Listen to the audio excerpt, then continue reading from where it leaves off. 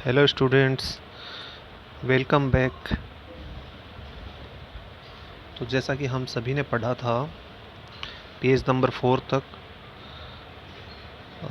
How cranky he was, इस para को हम कंप्लीट कर चुके थे।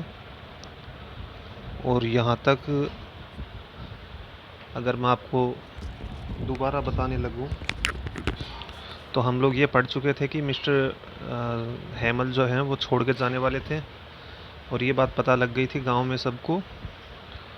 और जो ऑथर है इस चैप्टर का, जिसका नाम उस टाइम में, मतलब जब वो बच्चा था उस टाइम में उसका नाम था लिटिल फ्रेंड्स, बोला करते थे उसे।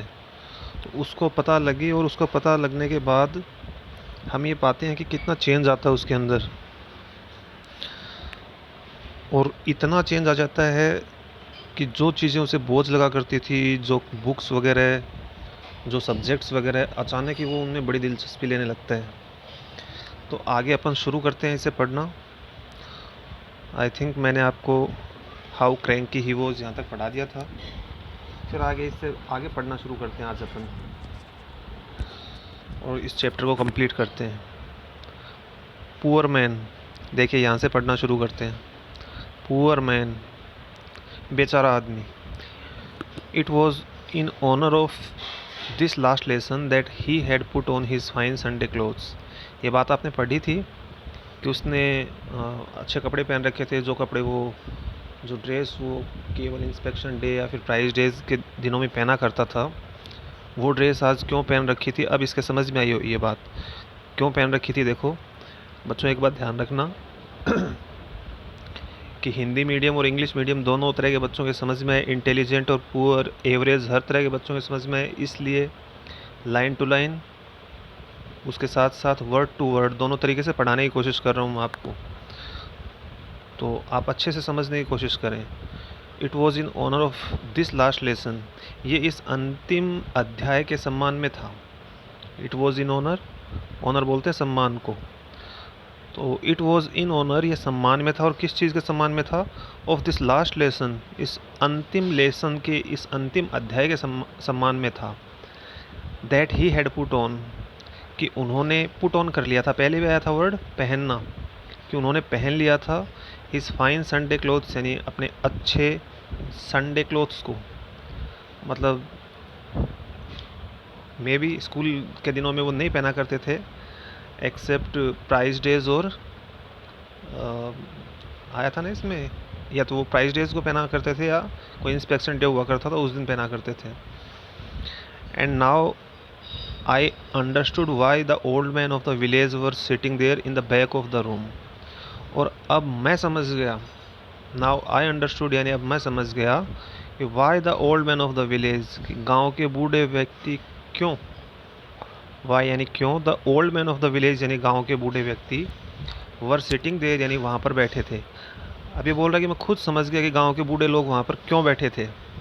इन the back of the room यानी कमरे के बैक में, पीछे, मतलब पीछे की साइड में गांव के बूढ़े लोग क्यों बैठे थे। आप भी शायद समझ गए होंगे कि क्यों बैठे थे। बच्चों, बहुत इमोशनल चैप्टर है, बहुत कुछ समझाने वाला है। अगर आप विद इमोशंस पढ़ेंगे तो आपको और ज़्यादा अच्छे तरीके से समझ में आएगा।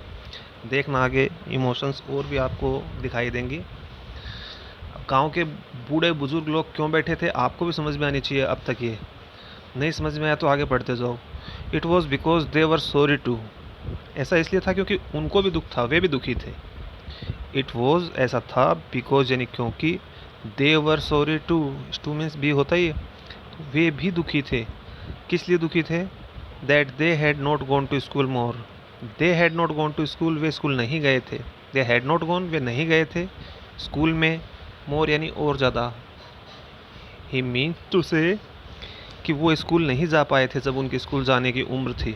और अब ये टीचर छोड़ के जा रहा था, इनके ऊपर जर्मनी का कब्ज़ा हो रहा था, इनकी खुद की जो कल्चर है, इनकी खुद की जो लैंग्वेज है, वो अब सर्वाइव नहीं कर पा रही थी, तो इन्हें बहुत दुख था। It was their way of thanking our master for his 40 years of faithful service. तो इट वॉज देयर वे, ये उनका तरीका था। वे बोलते हैं तरीके को, ये उनका तरीका था। किनका? गांव के लोगों का। ऑफ थैंकिंग आवर मास्टर यानी हमारे मास्टर को धन्यवाद देने का, उनको थैंक बोलने का तरीका था। For his 40 years of faithful service, उनकी 40 साल की जो फेथफुल सर्विस थी, मतलब जो विश्वसनीय जो सेवा दी थी उन्होंने 40 साल तक, फेथफुल बोलते हैं विश्वसनीय को। 40 साल तक उन्होंने जो विश्वास पात्र बन के या विश्वसनीय जो सेवा दी थी, उसके लिए उनको थैंक करने का इनका तरीका था गांव वालों का, एंड ऑफ शोविंग, और दिखाने का तरीका था, their respect for the country that was theirs no more. क्या दिखाने का तरीका था? देयर रेस्पेक्ट, अपना जो सम्मान वो रखते थे, फॉर द कंट्री यानी देश के लिए, दैट वॉज देयर्स नो मोर, जो अब उनका नहीं था। दैट वॉज देयर्स, जो उनका था, नो मोर यानी अब नहीं, जो अब उनका नहीं था। किनका हो गया था? अगर मैं आपसे पूछना चाहूँ तो आप अपने मन में जवाब देना। अब यहाँ तो मेरे सामने आप जवाब दे नहीं सकते। तो बच्चों, अब ये देश जर्मनी ने अपने कब्जे में ले लिया था। तो नेक्स्ट पेज पे चलते हैं।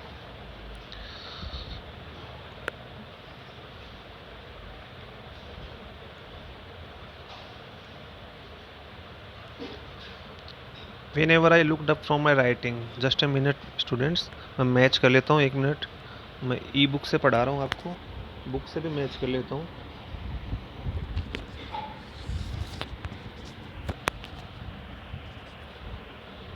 बढ़िया आराम मैच कर लिया था, क्योंकि ये हाँ, अब ठीक पेज पे पहुँचे अपन। While I was thinking of all this, जब मैं इस सब के बारे में सोच रहा था। वाइल यानी जब, आई वॉज थिंकिंग यानी मैं सोच रहा था, ऑफ ऑल दिस यानी इन सब के बारे में, I heard my name cold, तो मैंने मेरे नाम को पुकारे जाना सुना। आई हर्ड यानी मैंने सुना, माई नेम यानी मेरे नाम को, कोल्ड यानी पुकारा जाना, मतलब किसी ने मेरा नाम पुकारा। It was my turn to recite, अब ये मेरा टर्न था रिसाइट करने का। रिसाइट करने का मतलब दोहराना, गुनगुनाना। अब ये छोटा बच्चा ही तो था, तो अपने यहाँ जैसे टेबल वगैरह बोलते हैं बच्चे, कोई अल्फ़ाबेट बोलते हैं, तो अब इसका टर्न था रिसाइट करने का। What would I not have given to be able to say that dreadful rule for the participle all through? Impossible condition है, देखो कंडीशनल सेंटेंस आपने पढ़े होंगे, ये इम्पॉसिबल कंडीशन है और इम्पॉसिबल कंडीशनल सेंटेंस है, आप समझना। What would I not have given, मैंने क्या नहीं दिया होता। टू बी एबल यानी एबल होने के लिए, योग्य होने के लिए, सक्षम होने के लिए।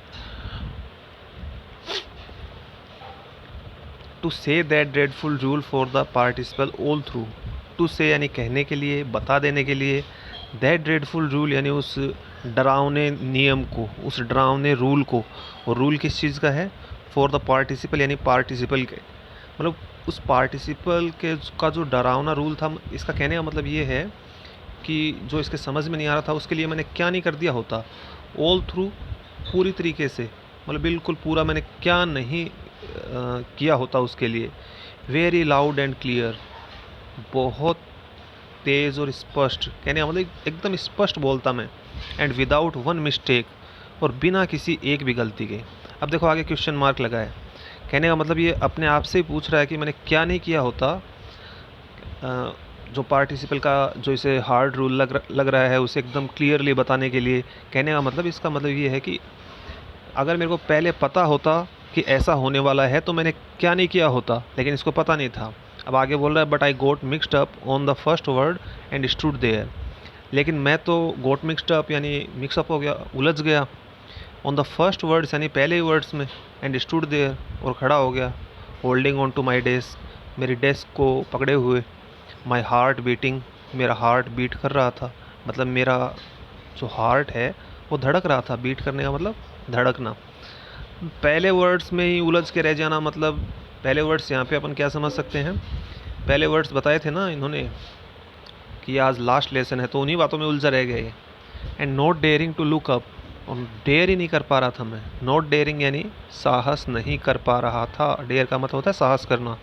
टू लुक अप यानी ऊपर देखने के लिए, मतलब अब ये देखो पछतावा कर रहा है कि मैंने क्या नहीं किया होता। अगर मुझे पता होता कि ऐसा होने वाला है तो मैंने क्या नहीं किया होता। मैं बहुत पढ़ता, बिना मिस्टेक के ही मैं पार्टिसिपल के रूल को एकदम लाउड एंड क्लियर बता देता, लेकिन मैं तो पहले वर्ड में उलझ के रह गया। अब की हालत बता रहा है, मेरी डेस्क को मैंने पकड़े रखा, मेरा हार्ट बीट कर रहा था और मेरे में ऊपर देखने का भी साहस नहीं था। अब आगे बोल रहा है, आई हर्ड मिस्टर हेमल से टू मी, मैंने मिस्टर हेमल को मुझे कहते हुए सुना। आई हर्ड, मैंने सुना मिस्टर हेमल को, से टू मी यानी मुझसे कहते हुए।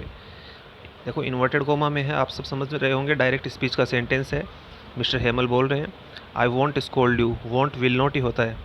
आई वॉन्ट स्कोल्ड यू, मैं तुम्हें नहीं डांटूंगा। स्कोल्ड मीन्स होता है डांटना। आप ये जो भी टफ वर्ड्स होते हैं इनके मीनिंग्स नोट करते जाया करो। तो मिस्टर हेमल बोल रहे हैं, I want scold you little friends, little friends मैं तुम्हें नहीं डांटूंगा। You must feel bad enough, अब इन्हें एहसास करवाना चाह रहा है टीचर। यू मस्ट फील, तुम्हें फील करना होगा, तुम्हें खुद ही फील करना चाहिए। बैड इनफ यानी पर्याप्त बुरा, कहने का मतलब जितना बुरा तुम्हें लगना चाहिए तुम खुद फील करो। सी हाउ इट इज़, देखो ये कैसे है। Every day we have said to ourselves, वाह I have plenty of time.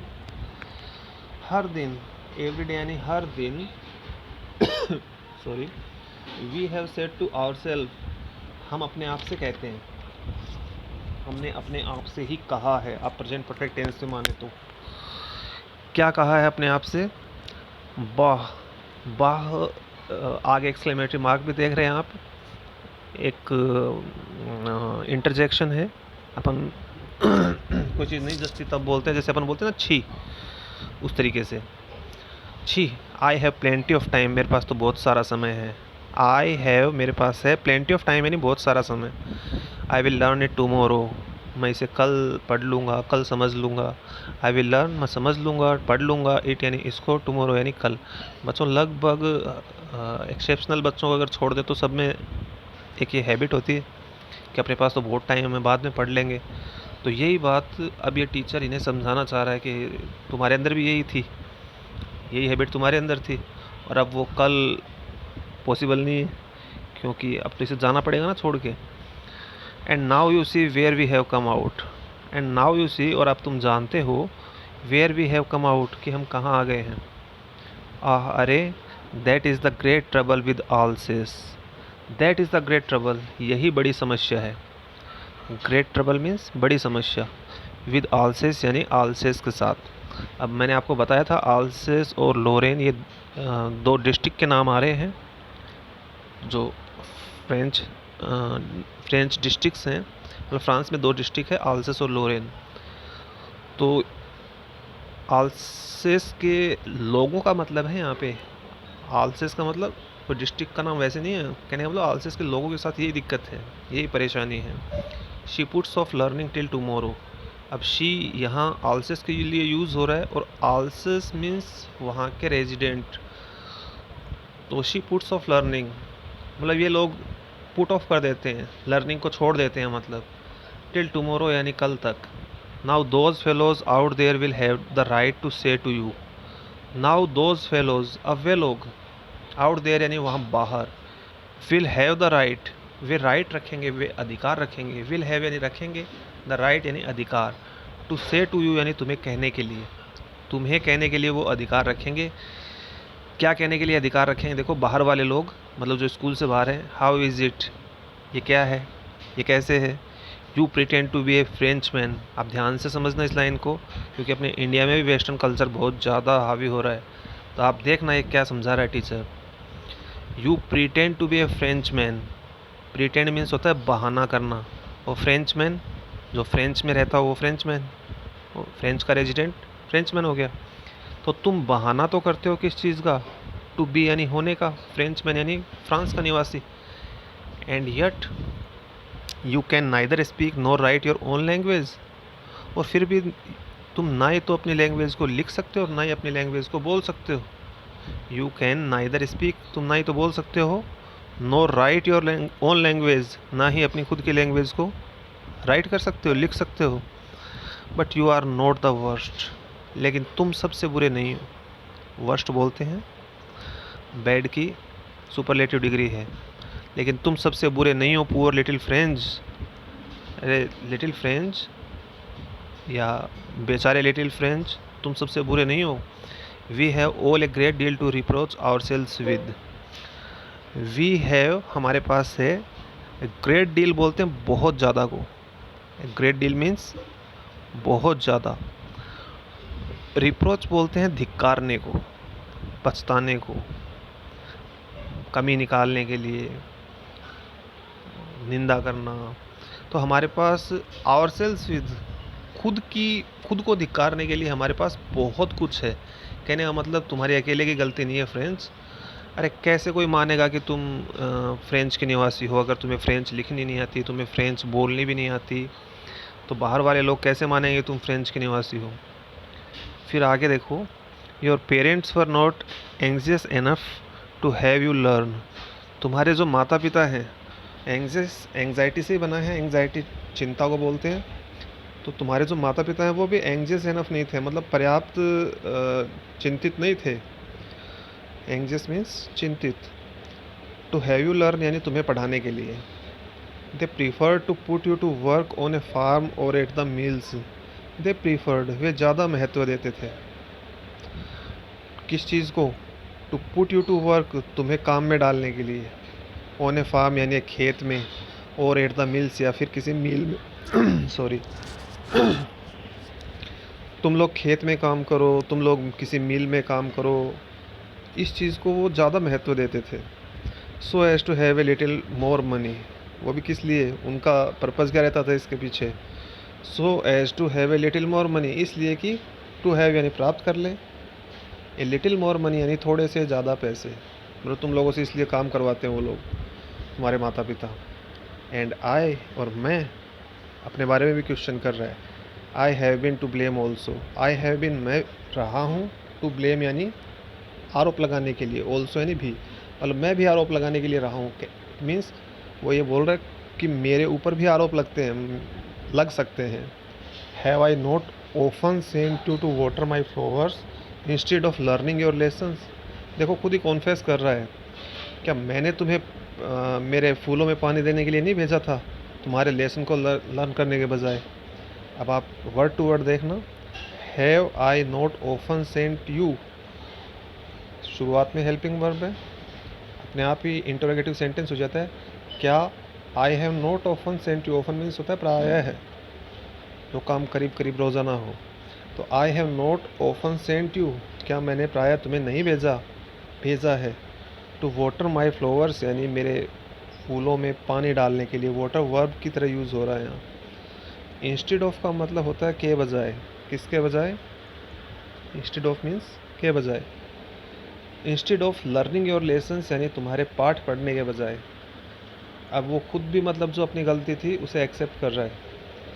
And when I wanted to go fishing, और जब मैं फ़िशिंग के लिए जाना चाहता था, मतलब मछली पकड़ने के लिए जब मैं जाना चाहता था, did I not just give you a holiday, तो क्या मैंने तुम्हें छुट्टी नहीं दे दी? Did I not just give you a holiday, क्या तुम्हें मैंने कोई छुट्टी नहीं दे दी? मतलब अपनी जो कमियां हैं उसे भी एक्सेप्ट कर रहा है कि तुम लोगों ने गलती की और मैंने जो गलती की वो खुद एक्सेप्ट करता जा रहा है। आपके सामने इसने एक्सेप्ट किया, दो गलतियां ये बता रहा है अपनी, कि एक तो ये जो बच्चे पढ़ते थे तो टीचर के जब दिमाग में आती थी, हालांकि ये डेली नहीं करता था बेचारा, लेकिन अपनी गलती को एक्सेप्ट करना चाह रहा है, यहाँ परेशान है।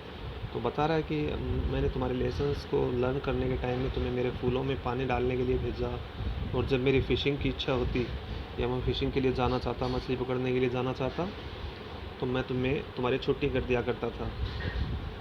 तो ये पेज भी पूरा होता है। अब अपन नेक्स्ट पेज पे चलते हैं।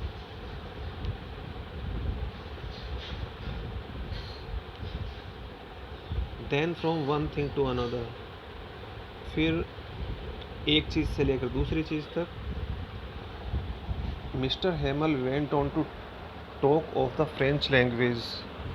मिस्टर हेमल जो हैं वो बात करते रहे, सॉरी उन्होंने वेंट ऑन, देखो गो ऑन की सेकंड फॉर्म है, तो गो ऑन का मतलब होता है चालू रखना। तो मिस्टर हेमल चालू रहे, सेकंड फॉर्म लगी हुई है। मिस्टर हेमल ने चालू रखा टू टॉक यानी बात करना, ऑफ द फ्रेंच लैंग्वेज यानी फ्रांस की भाषा के बारे में। भाई एक चीज़ से लेकर दूसरी चीज़ तक किसी न किसी तरह इन्होंने फ्रांस की भाषा के बारे में बात करना चालू रखा। सेइंग दैट, कहते हुए कि it was the most beautiful language in the world, ये दुनिया की सबसे सुंदर भाषा है।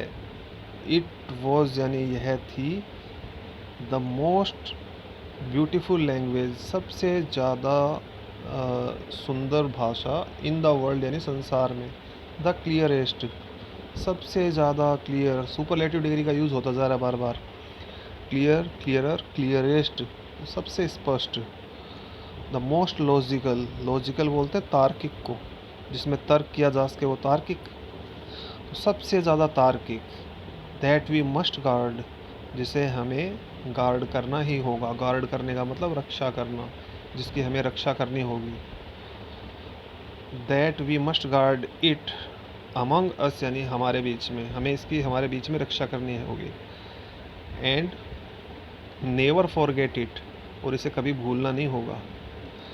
अब बच्चों, मैं मेरा एक्सपीरियंस बता रहा हूँ, जब भी कभी क्लास में पढ़ाया और ये पूछा है कि which is the most beautiful language of the world, तो मोस्टली बच्चों का यही आंसर रहता है, सर फ्रेंच लैंग्वेज।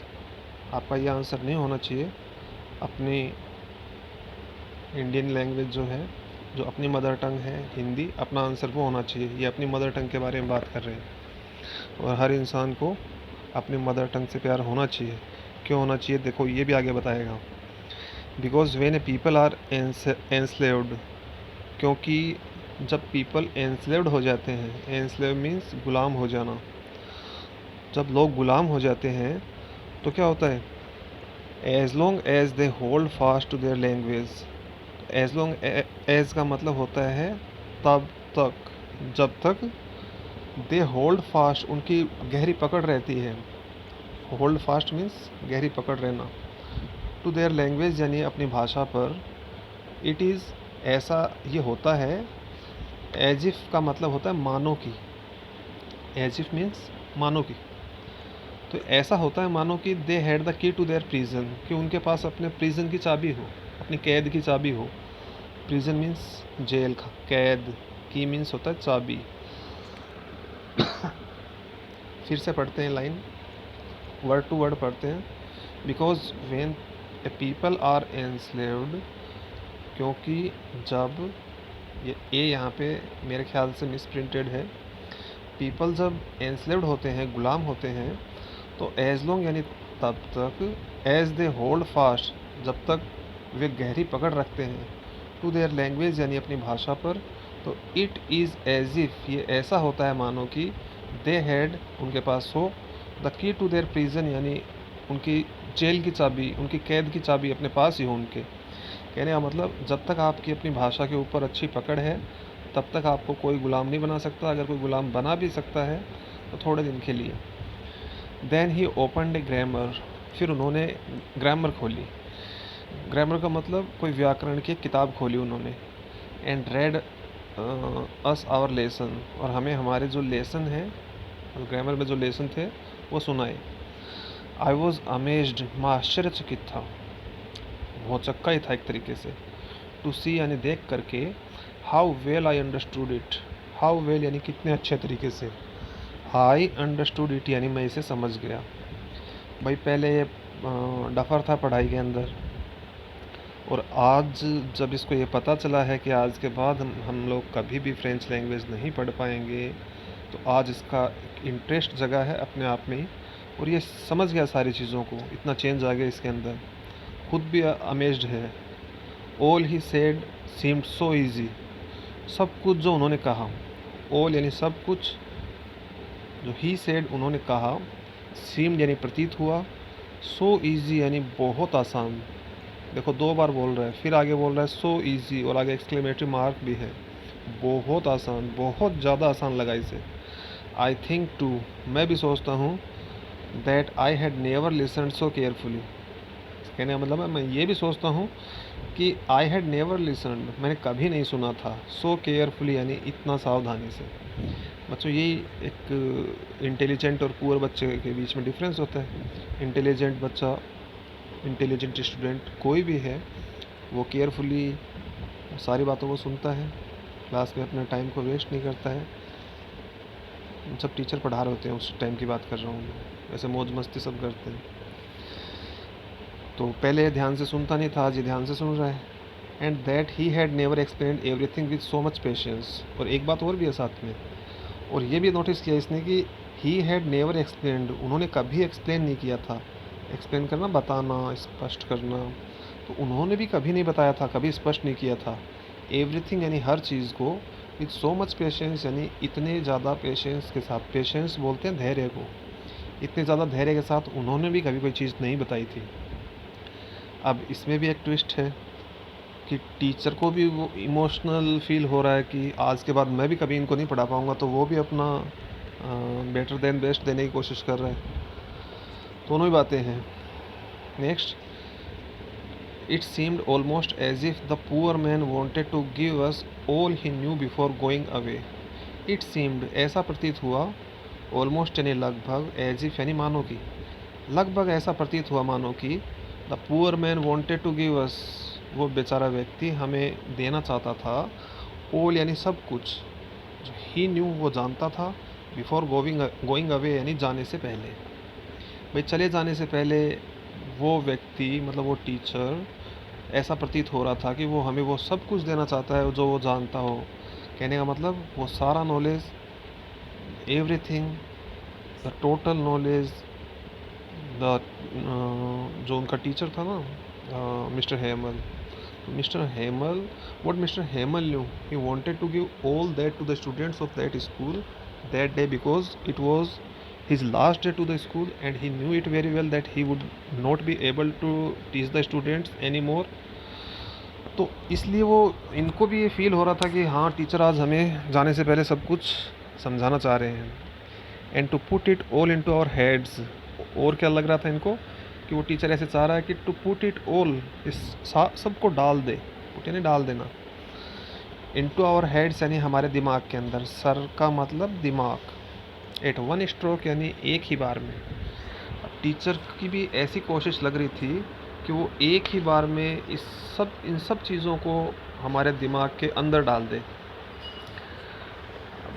वैसे तो स्ट्रोक मीन्स होता है प्रहार, अब यहाँ प्रहार से मतलब कोशिश मान लो एक कोशिश में ही, या फिर एक बार में ही वो टीचर जो था वो ऐसे लग रहा था जैसे हर चीज़ को बताना चाह रहा हो। नेक्स्ट पेज पे चलते हैं बच्चों। आपको नेक्स्ट पेज पे जाने की ज़रूरत नहीं है क्योंकि आज मैं ई पाठशाला से मैंने ये स्क्रीनशॉट लिया, इससे पढ़ा रहा हूँ आपको, तो मेरे को देखना पड़ेगा।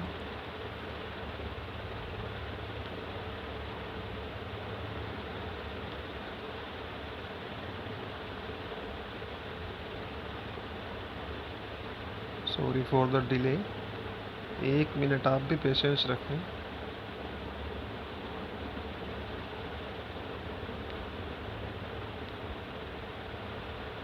हाँ, अब यहाँ से पढ़ रहे हैं आप। आफ्टर द ग्रामर, ग्रामर के बाद, we had a lesson in writing, हमने राइटिंग में एक लेसन लिया, मतलब लिखने की बारी आई। That day mister Hamel had new copies for us, उस दिन मिस्टर हेमल हैड यानी मिस्टर हेमल ने ले रखी थी। अब क्या ले रखी थी? मिस्टर हेमल के पास थी न्यू कॉपीज़ फॉर अस, यानी हमारे लिए नई नई कॉपियाँ थी उनके पास उस दिन।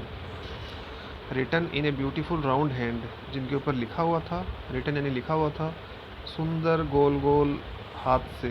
सुंदर गोल गोल हाथ का मतलब है बिल्कुल गोल गोल हाथ से जो है वो गोल गोल अक्षर लिखे हुए थे। और क्या लिखे हुए थे? फ्रांस आल्सेस, फ्रांस आल्सेस, ये मतलब कंट्री का नाम और साथ में डिस्ट्रिक्ट का नाम, तो ये दोनों चीज़ें लिखी हुई थी। आप हिंदी में आराम से समझते होंगे, आप सब ने छोटे थे तब लिखा भी होगा, सुंदर लेख वगैरह बोलते हैं, श्रुति लेख, सुंदर लेख क्या बोलते हैं एग्जैक्टली मेरे भी याद नहीं, लेकिन शायद सुंदर लेख तो बोलते हैं। तो फ्रांस आल्सेस ये लिखा हुआ था। They looked like little flags floating everywhere in the school room. They looked, वे दिखाई दिए, वे लगे, लाइक लिटिल फ्लैग्स यानी छोटे छोटे से झंडे, छोटे छोटे से झंडों की तरह लगे। फ्लोटिंग यानी तैरते हुए, एवरीवेयर यानी हर जगह, इन द स्कूल रूम यानी स्कूल के रूम में। स्कूल रूम में हर जगह ऐसे लग रहा था जैसे वे जो लिटिल फ्लैग्स हैं। अब किस चीज़ के फ्लैग्स हैं अगर आप समझ पाओ तो फ्रांस के, आल्सेस के, मतलब अपनी जो कंट्री है उसके फ्लैग से लग रहे थे। किसको? लिटिल फ्रेंड्स को। हंग फ्रॉम द रोड, जो रोड से टंगे हुए थे, रोड से लटक रहे थे। रोड बोलते हैं सरिये को, जो लोहे की डंडी मान लो आप। At the top of our desk, यानी हमारी डेस्क के टॉप पर कोई लोहे की रोड है, उसके ऊपर जैसे टंगे हुए झंडे हों, इस तरीके से लग रहे थे वो। You ought to have seen how everyone set to work. देखो, ought टू एक मॉडल है जिसका मतलब होता है चाहिए, और कभी भी मॉडल के बाद आपको हैव दिखाई दे तो वो मॉडल चला जाता है पास्ट में। आप बात को ध्यान से सुनो। ought टू आपने सबने पढ़ा है। ought टू का मतलब होता है, एक मॉडल है ये, और मतलब होता है चाहिए। हिंदी मीनिंग है चाहिए। लेकिन जब भी किसी मॉडल के बाद हैव का यूज़ होता है, इसका मतलब उसे पास्ट में ले जाने के लिए होता है। यहीं ought टू हैव का मतलब हो गया चाहिए था। अब आप आगे पढ़ो। You ought to have seen, आपको देखना चाहिए था। How everyone set to work, कैसे हर आदमी काम पर लगा हुआ था। हाउ यानी कैसे, एवरीवन यानी प्रत्येक व्यक्ति, सेट टू वर्क यानी काम पर लगा हुआ था। And how quite it was, और कितना शांत था ये सब कुछ। हाउ क्वाइट यानी कितना शांत, इट वॉज यानी ये था। The only sound was the scratching of the pens over the paper, एकमात्र जो आवाज़ थी वो किस चीज़ की थी? Scratching of the pens, pen को स्क्रैच करने की। ओवर द पेपर यानी पेपर के ऊपर, मतलब पेपर, कागज़ के ऊपर पेन को रगड़ने की आवाज़ आ रही थी बस। जो स्टूडेंट्स वहाँ कुछ ना कुछ लिख रहे थे, कोई कुछ नहीं बोल रहा था उसके। क्यों नहीं बोल रहा था आपको बार बार बताने की ज़रूरत नहीं होगी। वंस सम बीटल्स फ्लू इन, देखो एक इंसिडेंट बीच में बता रहा है कि एक बार ऐसा भी हुआ, उसमें एक इंस्टेंस बता रहा है ये। वंस सम बीटल्स फ्लू इन, एक बार कुछ बीटल्स अंदर आ गए उड़कर। बीटल्स बोलते हैं भंवरे को। भंवरा आप सबने देखा होगा, बताने की ज़्यादा एक्सप्लेन करने की ज़रूरत नहीं है। तो कुछ जो भंवरे हैं वो फ्लू इन यानी उड़कर अंदर आ गए। Nobody paid any attention to them, देखो कितना ज़्यादा खो गए थे उस दिन ये। But nobody paid any attention, pay attention का मतलब होता है ध्यान देना। तो किसी ने भी नहीं, नो बडी यानी किसी ने भी नहीं, पेड एनी अटेंशन यानी कोई ध्यान दिया, टू देम यानी उनकी तरफ, उनकी तरफ किसी ने कोई ध्यान नहीं दिया। Not even the littlest ones, देखो छोटे छोटे बच्चे थे, इवन का मतलब भी होता है, और लिटलेस्ट सुपरलेटिव डिग्री है। तो लिटलेस्ट वंस ने भी नहीं दिया, मतलब जो सबसे छोटे बच्चे थे उन्होंने भी बिल्कुल भी ध्यान नहीं दिया। इमोशंस देखो आज कितनी हाई हो रही है। Who worked right on tracing their fish hooks, who worked यानी जो काम करते थे, right on tracing their fish hooks यानी ठीक ट्रेस करने के लिए, ढूंढने के लिए। देयर फिश हुक्स यानी अपने मछली पकड़ने के कांटे को। फिश हुक किसे बोलते हैं? मछली पकड़ने के कांटे को। मतलब को एकदम पिन ड्रॉप साइलेंस था वहाँ पे। As if that was French too, मानो कि दैट वॉज फ्रेंच टू, वो भी फ्रेंच हो।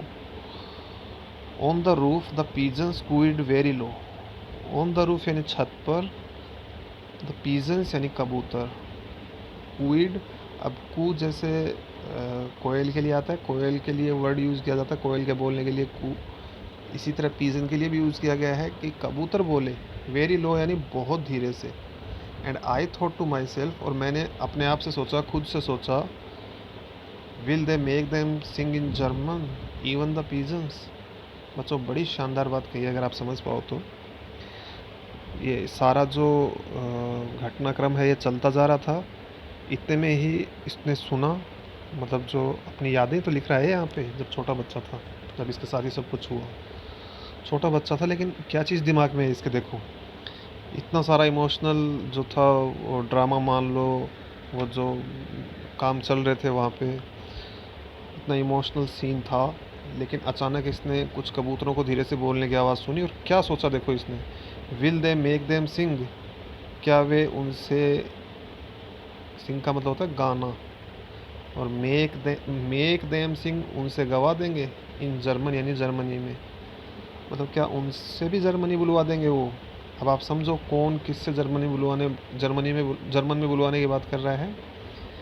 मतलब वो जर्मनी के जो लोग हैं, जो इनके ऊपर अटैक करके इनको जीत चुके थे, फ्रेंच को, और यहाँ पे रूल लागू कर दिया था उन्होंने कि केवल आया था ना पहले, order has come from Berlin that only German will be taught in the schools of Alsace and लोरेन।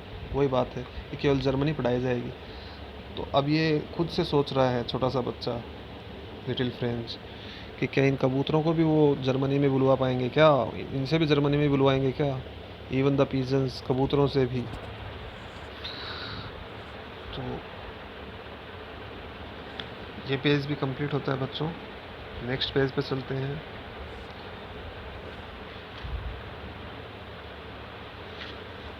और अपना नेक्स्ट पेज है when ever I looked up from my writing. When ever यानी जब कभी भी, I looked up from my writing यानी मैं अपने राइटिंग से ऊपर देखता, मतलब लिखने का जो काम कर रहा था ना ये, वो राइटिंग है। तो वेन एवर यानी जब कभी भी, आई लुकड अप मैं ऊपर देखता, फ्रॉम माई राइटिंग यानी मेरे लिखने के काम से, मतलब लिखते लिखते कहने का मतलब ये है, जब मैं ऊपर देखता आई सा mister Hemal sitting motionless. Motion बोलते हैं गति को, लेस रहित, तो कोई इंसान गति रहित हो, मतलब एकदम स्थिर हो, कोई उनमें गति नहीं थी, कोई हलचल नहीं थी। तो मिस्टर आयसा मिस्टर हेमल, मैं मिस्टर हेमल को देखता सिटिंग यानी बैठे हुए, मोशनलेस यानी बिल्कुल शांत, एकदम गतिविहीन, इन ही चेयर यानी अपनी चेयर पर, अपनी कुर्सी पर, and gazing first at one thing that at another, और गेज करते हुए, घूरते हुए, फर्स्ट एट वन थिंग पहले तो एक चीज़ की तरफ, देन एट अनदर फिर दूसरी चीज़ की तरफ, एज इफ मानो कि he wanted to fix in his mind, ऐसा मानो कि he wanted to fix in his mind, वो अपने दिमाग में जचाना चाहते हो। ही वॉन्टेड वो चाहते थे, टू फिक्स यानी जचाना, इन हिज माइंड यानी अपने दिमाग में, just how everything looked in that little school room. Just how everything looked, जैसा कि किस तरीके से प्रत्येक चीज़ दिखाई दे रही थी, in that little school room यानी उस छोटे से स्कूल के रूम में। फैंसी, कल्पना करो। For 40 years he had been there, for 40 years यानी 40 सालों से, ही हैड बीन देयर वो वहाँ रहे थे, हैड बीन मीन्स रहे थे, इन द सेम प्लेस उसी स्थान पर, with his garden outside the window, window के बाहर जो उनका गार्डन था, and his class in front of him, और उनके सामने उनकी क्लास थी, जस्ट लाइक दैट ठीक उसी तरह, only the desk and benches had been worn smooth, केवल क्या चेंज आया था देखो, वो बता रहे हैं, only the desk and benches, केवल जो डेस्क थी और बेंचेज थी वो हैड बीन वॉर्न यानी हैड बीन वॉर्न स्मूथ, वो जो डेस्क और बेंचेस थी वो घिस कर स्मूथ हो गई थी, मतलब चिकनी हो गई थी घिस घिस कर। हैड बीन वॉर्न ऐसी वो इसमें है, मतलब बच्चों के द्वारा घिस घिस कर उसे क्या कर दिया गया था, और ज़्यादा स्मूथ हो गई थी वो, और ज़्यादा चिकनी हो गई थी। The walnut trees in the garden were taller, और क्या चेंज आया था, जो अखरोट के पेड़ थे, वॉलनट ट्री बोलते हैं अखरोट के पेड़ को, तो अखरोट के पेड़ थे जो गार्डन में, वो और ज़्यादा टोल हो गए थे, मतलब ज़्यादा लंबे हो गए थे, कंपेरेटिव डिग्री है, सेकंड फॉर्म लगी हुई है। And the hopvine that he had planted himself twined about the windows to the roof, और जो होपवाइन है वो जो अंगूर की बेल थी, that he had planted himself, जो उन्होंने प्लांट की थी, लगाई थी, हिमसेल्फ यानी खुद से, वो ट्विंड यानी लिपट गई, अबाउट द विंडोज़, विंडोज़ से होकर, टू द रूफ कहाँ तक, छत तक, मतलब वो बड़ी हो गई थी। How it must have broken his heart to leave it all, how यानी कैसे, it must have broken his heart, मैंने अभी आपको बताया था किसी भी मॉडल के आगे अगर हैव का यूज़ होता है तो वो मॉडल पास्ट में चला जाता है, तो मस्ट तो कंपल्सन ऑब्लिगेशन के लिए आता ही है, अभी पास्ट में चला गया। How it must have broken, कैसे इसने तोड़ा ही होगा, हिज हार्ट यानी उनके दिल को, टू लीव इट ऑल यानी इन सब को छोड़कर जाने के लिए, पुअर मैन बेचारा आदमी, to hear his sister moving about in the room above, to hear सुनते हुए हिज सिस्टर यानी अपनी बहन को, moving about in the room जो रूम में मूव कर रही थी, मतलब हिल डुल रही थी, आ जा रही थी, अबाउट यानी इधर उधर, और अब वो आया है ऊपर, कहने का मतलब टीचर का जो रेजिडेंस था वो भी ऊपर ही था स्कूल में। पैकिंग देयर ट्रंक्स यानी अपने ट्रंक्स को पैक करते हुए। ट्रंक्स किसे बोलते हैं? बक्सों को। अपने बक्सों को पैक करते हुए, बांधते हुए। For they must leave the country next day. क्यों कर रही थी वो? क्योंकि they must leave the country, must का यूज़ हुआ है, ऑब्लिगेशन है। They must leave the country, उन्हें कंट्री को छोड़ना पड़ेगा, उन्हें उस देश को छोड़ना पड़ेगा। नेक्स्ट डे यानी अगले ही दिन। 40 सालों से बच्चों एक ही जगह वो रह रहा था, अपनी फेथफुल ड्यूटी कर रहा था। तो इजी वर्क नहीं है ऐसे छोड़ के जाना, और साथ में उस इंसान के लिए जो अपनी कल्चर से बहुत ज़्यादा लगाव रखता हो और साथ में दूसरों को भी ये समझाना चाहता हो कि कल्चर को कभी नहीं छोड़ना चाहिए। तो बच्चों एक लाइन इसी चैप्टर की अगला पैरा की एक लाइन इसके नीचे ही है। But he had the courage to hear every lesson. लेकिन ही हैड द करेज, उनके अंदर साहस था, टू हियर एवरी लेसन यानी प्रत्येक लेसन सुनने का, प्रत्येक अध्याय सुनने का। टू द वेरी लास्ट यानी बिल्कुल अंत तक, बिल्कुल अंत तक। उनमें मतलब जो बच्चों को उन्होंने काम दिया था ना, जो जो भी लेसन दिए थे, वो सुनने का साहस था उनके अंदर। मैं नेक्स्ट पेज पे जाऊँ, उसके बीच में डिस्टरबेंस तो हो रहा है, उसके लिए मैं माफ़ी भी चाहता हूँ आपसे, लेकिन बच्चों ढूंढना तो पड़ेगा।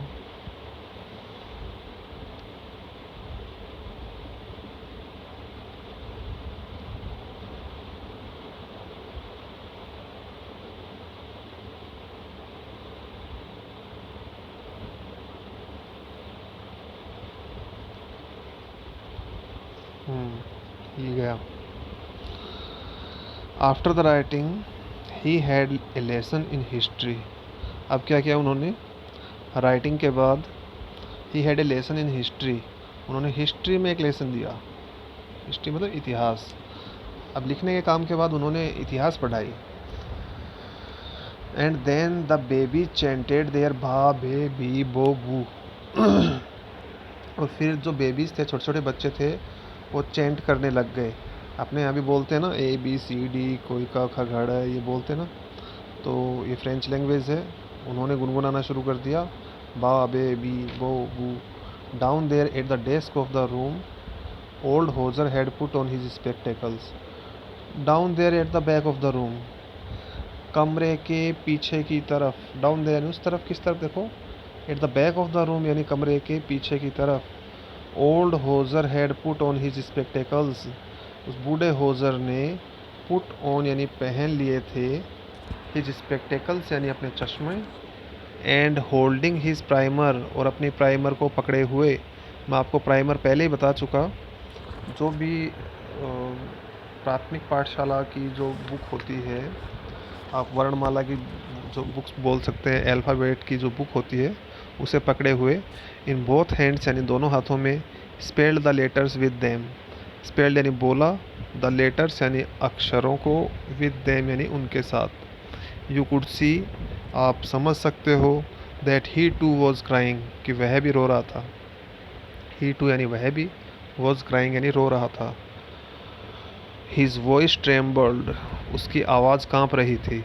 विद इमोशन यानी भावना के साथ। बच्चों हर इंसान, और हर इंसान क्या, हर इंसान के अंदर ही इमोशंस होते हैं। अब वो नेगेटिवली पॉजिटिवली कैसे उसे यूज़ करता है वो अलग बात है। हम कोई जानवर भी पाल लेते हैं घर में, साल 2 साल 4 साल के बाद अगर वो जाता है हमें छोड़ के, आप समझ गए मैं किस तरीके से जाने की बात कर रहा हूँ, हमें उसका भी दुख होता है। ये तो इनका टीचर था और 40 साल की फेथफुल सर्विस के बाद मजबूरन जाना पड़ रहा था। तो ये सब पहले जो पढ़ाई का मोल है, एजुकेशन की जो वैल्यू है, उसको समझ नहीं पा रहे थे, और अब जो लास्ट दिन बचा है, अब ये इमोशन से भरे पड़े हैं सारे। तो इसकी आवाज़ भी इमोशन से कांप रही थी। And it was so funny to hear him, और उसे सुनना इतना ज़्यादा मज़ा किया था। इट वॉज सो फनी ये इतना ज़्यादा मजाकिया था। टू हियर ही, मैंने उसे सुनना। That we all wanted to laugh and cry, कि हम सभी हंसना और रोना चाहते थे। वी ऑल वॉन्टेड, हम सभी चाहते थे, टू लाफ एंड क्राई यानी हंसना और रोना। अब आप में से जो इंटेलिजेंट स्टूडेंट्स हैं वो तो समझ गए होंगे एक साथ हंसना और रोना क्यों चाहता था ये, हंसने और रोने की बात क्यों कर रहा है सभी के लिए। नहीं समझा अगर कोई बच्चा तो वो भी डिमोरलाइज ना हो और समझने की कोशिश करें। मैं भी आपको बता देता हूँ, हंसने की बात तो इसलिए है क्योंकि हम बूढ़े इंसान को, अनपढ़ जो है कभी नहीं पढ़ा, इतनी एज्ड हो चुका है, अब वो पढ़ने की कोशिश कर रहा है तो हंसी आ रही है। और रोना इसलिए चाह रहे थे क्योंकि आज के बाद ना तो वो टीचर पढ़ा पाएंगे, ना जितनी इनमें क्यूरियोसिटी सब में जगी थी तो उसका कुछ नहीं हो पाएगा, और ऊपर से एंस्लेव्ड और हो चुके थे। How well I remember it that last lesson. अरे हाउ वेल यानी कितने अच्छे तरीके से, आई रिमेंबर इट मैं इसे याद करता हूँ। किसे? दैट लास्ट लेसन, उस लास्ट लेसन को, उस अंतिम अध्याय को। ये बोल रहा है कितने अच्छे तरीके से मुझे याद आता है वो last lesson. All at once the church clock struck 12, बिल्कुल अचानक से। ऑल एट वंस मीन्स बिल्कुल अचानक से। The church clock struck 12, church की क्लॉक ने, चर्च की घड़ी ने, स्ट्रक होता है बजा देना, 12 बजा दिए। देन द एंजिलस, फिर चर्च का घंटा बजा। एंजिलस बोलते हैं चर्च के घंटे को। वैसे अगर आप एंजिलस वैसे समझ सो मतलब पूजा का टाइम हो गया था, जो क्रिश्चियनिटी में जिस तरीके से करते होंगे। At the same moment the trumpets of the Persian returning from drill, उसी क्षण, एट द सेम मोमेंट यानी उसी क्षण, the trumpets of the Persians, Persians की जो तुरही है, ट्रम्पेट्स बोलते हैं तुरही को, आपने युद्ध में देखा हो तो मुंह से बजाते हैं और ऊपर की तरफ मुड़ी हुई होती है। तो पर्शियन सोल्जर्स की जो तुरही थी, जो रिटर्निंग फ्रॉम ड्रिल, जो ड्रिल से लौट रहे थे, मतलब अपनी एक्सरसाइज वगैरह करके लौट रहे थे, वो साउंडेड यानी बजी, अंडर आवर विंडोज़ यानी हमारी खिड़कियों के नीचे। कहने का मतलब पर्शियन सोल्जर्स इनकी स्कूल के नीचे तक पहुंच चुके थे, अब पूरी तरीके से डोमिनेट थे वे उनके ऊपर। Mister Hemal stood up, mister Hemal खड़े हो गए। वेरी पेल, बिल्कुल पीले पड़ गए वो। इन हिज चेयर यानी अपनी कुर्सी पर। I never saw him look so toll, I never saw him मैंने कभी नहीं देखा उनको, लुक सो टोल यानी इतना लंबा दिखाई देते हुए। कहने का मतलब अपनी चेयर पे ही खड़े हो गए वो। माई फ्रेंड्स सेड ही, मेरे दोस्तों, उन्होंने कहा मेरे दोस्तों। आई बट समथिंग चोक्ड हिम, देखो बोल नहीं पा रहे हैं। आई बट समथिंग चोक्ड हिम, लेकिन किसी चीज़ ने चोक कर दिया, मतलब गला रोक दिया। ही मैंने उनका। He could not go on, वो चालू नहीं रख पाए। मैंने अभी बताया था आपको गो ऑन का मतलब होता है चालू रखना। तो he could not go on, वो चालू नहीं रख पाए, मतलब अपनी बोली, अपनी जो बोलना चाह रहे थे वो चालू नहीं रख पाए वो। Then he turn to the blackboard, अब उनसे बोला नहीं गया तो उन्होंने एक और नया सॉल्यूशन निकाला। फिर he turn to the blackboard, वो ब्लैक बोर्ड की तरफ मुड़े। टुक ए पीस ऑफ चौक, चौक का एक टुकड़ा लिया, पीस यानी टुकड़ा। And bearing on with all his might, और अपनी सारी शक्ति को इकट्ठा करते हुए, सारी शक्ति लिए हुए, बियर लिए हुए, विद ऑल हिज माइट यानी अपनी सारी शक्ति के साथ। He wrote as large as he could, उन्होंने लिखा एज लार्ज यानी इतना बड़ा, एज ही कुड जितना वो लिख सकते थे, मतलब जितना बड़ा बड़ा वो लिख सकते थे उतना बड़ा बड़ा उन्होंने ब्लैक बोर्ड पे लिखा। क्या लिखा देखो, वीवे ला फ्रांस। अब ना तो ये इंडियन लैंग्वेज है ना ये इंग्लिश है, आप समझ रहे हैं कहाँ की लैंग्वेज है। वीवे ला फ्रांस, ये फ्रांस की लैंग्वेज है, और इस फ्रेंच की लैंग्वेज आपकी और मेरी दोनों की नहीं पढ़ी हुई है, लेकिन इस फ्रेज़ का जो मीनिंग है वो अपन अच्छे तरीके से समझ सकते हैं। जैसे अपन बोलते हैं हिंदुस्तान जिंदाबाद, भारत माता की जय, इसी तरह इन्होंने लिखा है वीवे ला फ्रांस, मतलब फ्रांस जिंदाबाद समझ सकते हो आप, फ्रांस अमर रहे, जो भी है।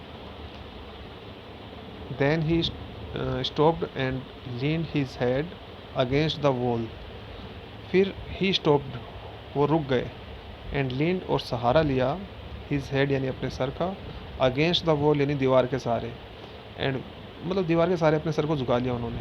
एंड विदाउट ए वर्ड, और बिना एक शब्द के, मतलब बिना कुछ बोले, ही मेड ए जेस्चर, उन्होंने एक इशारा किया, टू अस यानी हमारी तरफ, विद हिज हैंड यानी अपने हाथ के साथ। क्या इशारा किया? School is dismissed, you may go. School dismiss होती है मतलब ख़त्म होती है, आप जा सकते हैं। अब बड़ा इमोशनल सा चैप्टर है, क्या है मैं एक बार फिर से समरी आपको बताना चाह रहा हूँ। बच्चों, दो बातें हैं। एक तो टाइम रहते अपने अगर समझ में आ जाए एजुकेशन की क्या वैल्यू है, तो हमें बाद में जाके पछताना नहीं पड़ता है। और दूसरा है, हमें हमारी कल्चर को कभी भी नहीं भूलना चाहिए। जैसे आजकल क्लास में भी आपको बताया जाता है और यहाँ भी मैं बता रहा हूँ कि कल्चर को हम भूलते जा रहे हैं, वेस्टर्न कल्चर के जैसे अपन प्रभाव में आते जा रहे हैं, बहुत ज़्यादा अफेक्टेड हो चुके हैं अपन। तो अपनी लैंग्वेज को कभी मत छोड़ो, बाकी सब चीज़ें आप सीखते रहो, अपडेट रहो। इस चैप्टर से आप समझ ही सकते हैं कि कितना दुख है इनको, केवल अपनी कल्चर, अपनी कंट्री को लेके तो दुख है, अपनी लैंग्वेज को लेके दुख है। और टाइम रहते इंसान को समझ भी जाना चाहिए। I hope you all have got what I have taught. मैंने आपको पिछले वीडियो में भी कहा था कि आपके फीडबैक का मेरे को इंतज़ार रहेगा, लेकिन कुछ एक मतलब few students responded, but more are expected. और जिनके साथ मेरा सबसे ज़्यादा इंटरेक्शन रहता है, आई मीन टू से जो क्लास से मतलब मैं अटेंड किया करता हूँ रेगुलर स्कूल में जब पढ़ाता हूँ, उन बच्चों की तरफ से कोई फीडबैक नहीं मिल रहा है। दूसरी क्लास के बच्चे, कुछ बच्चे, सब नहीं, कुछ बच्चे फीडबैक दे रहे हैं, अच्छा दे रहे हैं। कोई इम्प्रूवमेंट की ज़रूरत है तो वो भी आप बताओ। आप इंग्लिश मीडियम और हिंदी मीडियम दोनों में वीडियोज़ आता है, इसलिए मेरी कोशिश रहती है कि मैं धीरे धीरे पढ़ाऊँ। कुछ तो नेचुरल भी होना चाहिए इंसान को, कुछ ये भी है कि इंग्लिश मीडियम के बच्चे जल्दी समझते हैं, इंटेलिजेंट बच्चे जल्दी समझते हैं। लेकिन दोनों तरह के बच्चे या एवरेज बच्चे मिलाएं तो तीनों तरह के बच्चों को लेके चलना है हमें, इसलिए मैं मेरी तरफ से बेस्ट कर रहा हूँ। फिर भी आपके फीडबैक का इंतज़ार रहेगा। फिर एक बात बता रहा हूँ बच्चों, थर्ड वेव ना आ जाए, इसलिए अभी भी कोरोना गाइडलाइंस का आप पालन करते रहें और साथ में अपनी स्टडी को भी कंटिन्यू रखें। मेरे को आपके फीडबैक का फिर से इंतज़ार रहेगा, चाहे वो डायरेक्ट मैसेज, चाहे कॉल, कोई भी आपकी क्वेरीज़ है वो भी आप पूछ सकते हैं। Thank you very much. School is dismissed, you may go. ऐसे तो मैं नहीं बोल सकता, but class is dismissed, you may rest now. अब आपका अगला वीडियो जब तक आए तब तक आप इसे पढ़ो और फीडबैक दो। Thank you.